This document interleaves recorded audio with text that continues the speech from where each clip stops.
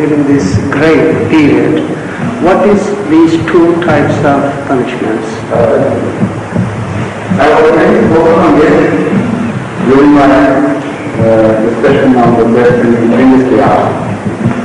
If you consider the birth of a child who is ill congenitally,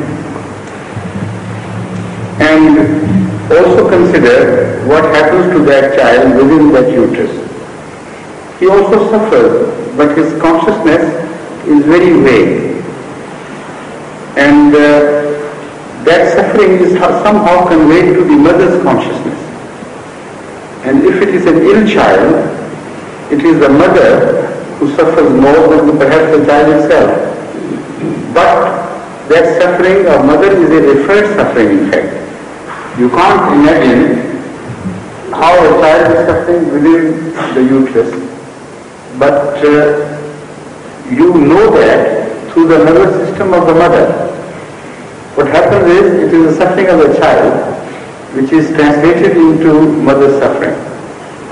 And if that child is healthy and plays within the field available to it, then you know the mothers are very happy and they enjoy that situation so much. That is in fact the happiness of the child which is transferred to mother's nervous system. So through that we can make an inference that the consciousness of the soul will let it know and realize whether it is an ill soul or a healthy soul. If it is an ill soul, it could begin to suffer, like you suffer here on earth. Now, although the similarities between the uterus and the embryo and the future development of soul, yet it does not mean that the starting stages are exactly the same. They are not, of course. The starting stage of evolution falls much back in history, and it is a very preliminary state of life that we find taking shape on this earth.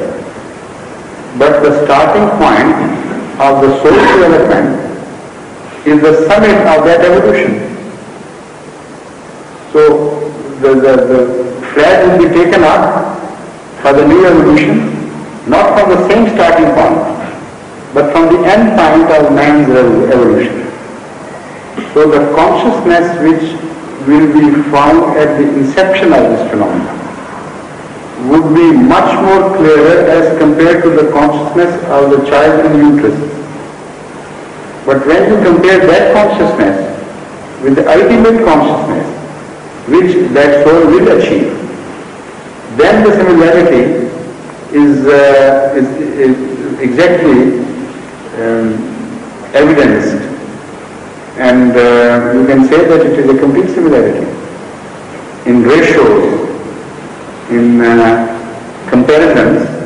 That similarity is complete, but not in such detail that the soul would again take its start from earth, clay, and go through all the physical phenomena which the body went through before.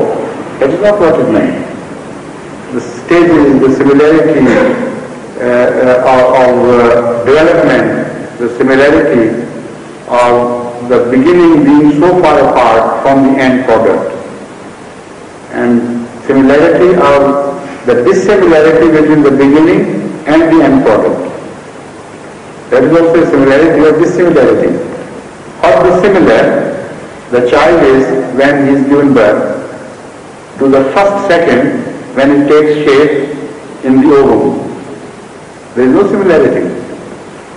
So that dissimilarity will be repeated in the development of soul.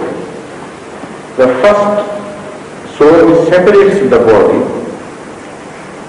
will be as dissimilar to the soul which develops on the day of resurrection as the first embryonic stage is dissimilar from the final stage just before the birth or immediately after the birth.